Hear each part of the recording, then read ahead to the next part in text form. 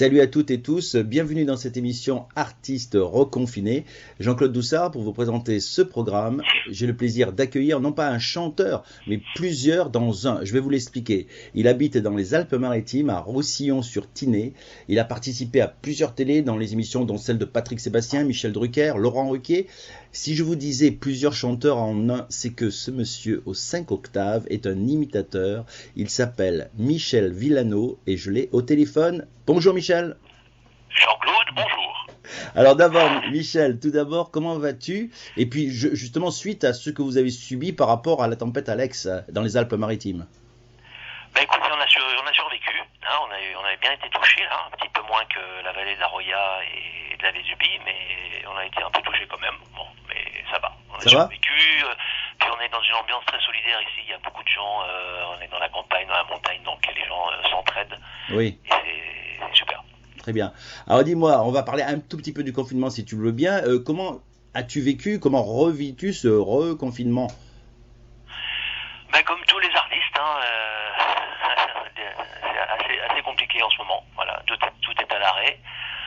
Depuis le mois de mars, moi je travaillais en dîner-spectacle au Baroque à Saint-Laurent-du-Var en tant qu'imitateur. Je faisais pas mal de galas aussi. Et le samedi 14, la police est venue après le spectacle pour faire évacuer les gens et interdiction depuis de travailler. On a eu un petit peu de souplesse à partir du mois de juillet où il y a quelques galas qui sont retombés. Voilà, j'en ai fait un sur Marseille. J'ai eu une ou deux soirées privées, mais voilà, tout est à l'arrêt. Depuis septembre, ils ont fermé tout. Donc... Alors Michel, rassure-moi, la culture n'est pas non essentielle comme certains l'ont suggéré, hein. Elle est essentielle malheureusement. Eh oui, et il en faut justement. On n'est rien du tout et ça préfigure des semaines, des mois difficiles parce qu'on peut pas vivre sans culture malheureusement. Oui, et puis beaucoup de programmateurs, j'ai entendu dire, qui préparent aussi les animations pour l'été en plus maintenant, quoi, en fait. On commence à préparer les plannings, mais vu que rien ouvre, rien ne se fait, surtout les festivals. Ici sur la Côte d'Azur, on est assez friand de ça. Et bon, moi j'ai deux fils de 20 et 25 ans et on en discutait encore hier soir. Ils disent que c'est très très difficile parce qu'ils ne peuvent plus sortir, ils peuvent plus aller. Surtout pour les encore plus pour les jeunes, j'allais dire. Hein, voilà. Ah oui, vraiment. Moi, quelle chance, on est de la même génération, je crois, Jean-Claude. Hein, oui, tu es un peu plus jeune que moi, je crois. Et on est à peu près du même âge. Oui, c'est ça. Quelle chance on a eu, nous, de vivre les années 70-80. Ah, les années 70, super. Ouais. Là, vraiment, on a discuté vraiment avec mes fils, là. Et tous leurs copains, hein, ils un petit peu galèrent en ce moment. Ouais. Alors Michel, si tu veux bien, on va un petit peu parler de ta carrière, bien sûr. Alors moi, je t'ai vu plusieurs fois sur scène. La première fois, il y a des années au RUL. Et la dernière fois, je t'ai vu au Théâtre de la Mer à Sainte-Maxime, où on avait fait une petite interview ensemble. Et tu imites entre autres Freddie Mercury, Michael Jackson, Luciano Pavarotti. Comment t'es venue cette vocation? C'est un don au départ, l'imitation, Michel? J'ai mes parents qui sont dans l'art lyrique. Mon père était ténor d'opéra, d'opérette, Franck Villano, le dernier grand ténor avec José Todaro de Francis Lopez. Oui, excuse-moi, où tu as rendu hommage à Sainte-Maxime justement. Hein, oui, je rends hommage à ton papa. Ouais. Il y a 10 ans, là, et puis là, dans tous mes spectacles, je lui rends hommage. Et ma mère aussi, qui était soprano, meneuse de revue, soprano lyrique aussi. Et voilà, mais la vocation de l'imitation, ça m'est venu en voyant Freddie Mercury en 86 à Paris, à Vincennes. Quand j'ai vu ce monstre sur scène, j'ai dit je veux faire ça. Voilà, comme j'ai la chance d'avoir à peu près la même tessiture de voix que lui, ça m'a permis de l'imiter assez facilement et j'adorais ce personnage. Voilà, et ça m'a amené à me spécialiser dans les voix de performance vocale. Oui, et puis je dis ça aux auditeurs. Allez voir le film sur la vie de Freddie Mercury. Voilà, magnifique film. Ouais, génial. Alors dis-moi, c'est un don au départ et c'est beaucoup de travail aussi l'imitation, Michel? C'est du travail, je pense. Oui. Voilà, on a une prédisposition avec sa tessiture qui nous permet de faire une vingtaine de voix qui se rapprochent très fort de la tessiture en question. Et ensuite, on travaille les voix par vidéo, par cassette, par internet. Maintenant, c'est très facile parce qu'on a YouTube, tout ça, donc c'est assez facile parce qu'on remet instantanément les chants, donc on se cale dessus et on se réenregistre pour voir pour arriver à ce qu'on appelle l'imitation réussie. Voilà. Y a-t-il des imitations que tu préfères plus que d'autres ou que tu mets plus en avant? Comme j'ai une formation de chanteur, comme je te disais lyrique, oui. En 80, j'ai commencé le chant et j'aime tout ce qui est les voix un petit peu difficiles. Voilà. Les voix parlées, tout ça, c'est plus dans un registre de comédie, de mimique, tout ça. Moi, ma force, c'est un peu la technique vocale. Donc j'essaye par le timbre, le travail, de me rapprocher de ceux que, entre guillemets, les autres n'arrivent pas à faire. Mais bon, comme des voix comme Mercury, voilà. Pavarotti, Céline Dion, Barbara Streisand, toutes des voix assez techniques, voilà. Tu m'as dit hors antenne que tu avais un studio chez toi. Là, je viens de le faire. Voilà. Je me suis installé, j'habitais sur la côte d'Azur, sur la côte à Villeneuve-Loubet jusqu'à l'année dernière. Et 15 jours avant le confinement, on a déménagé, un petit peu avant d'avoir...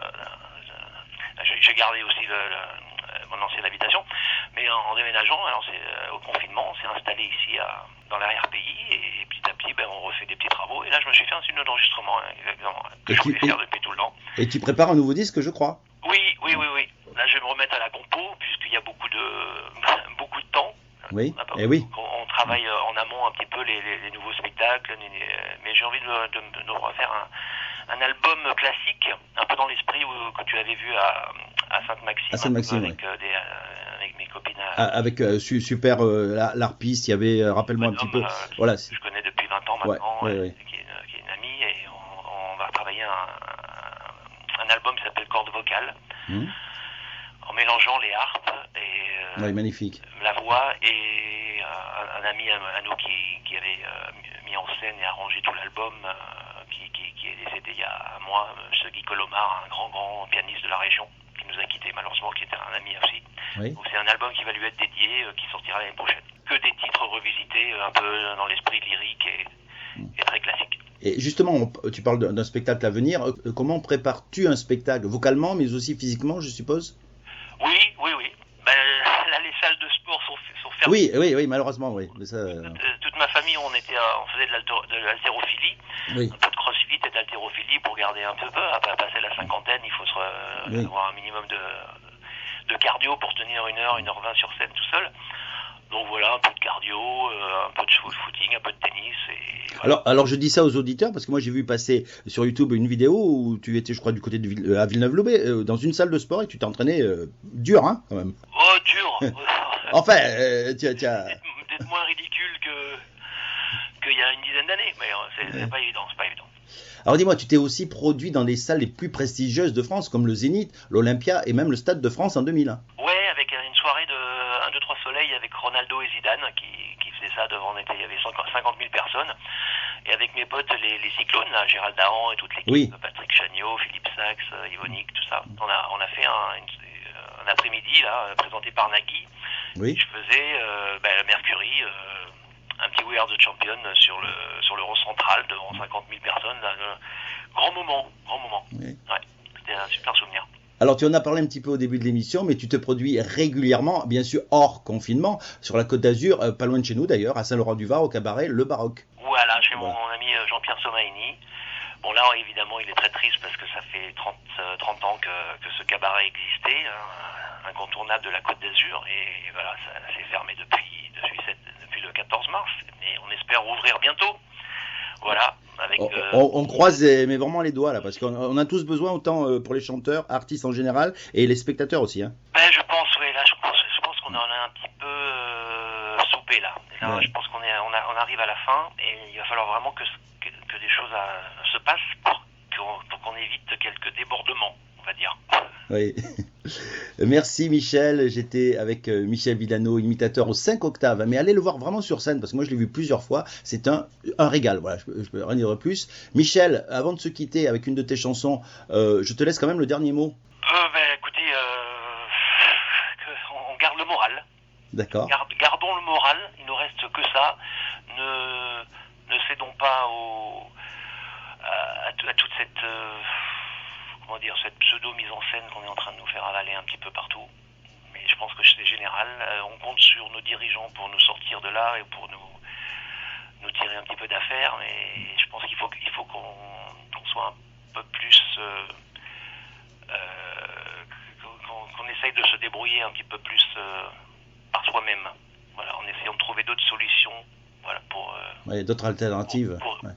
D'autres alternatives, voilà, ouais. pour échapper à ce qui nous arrive et ce qui s'annonce.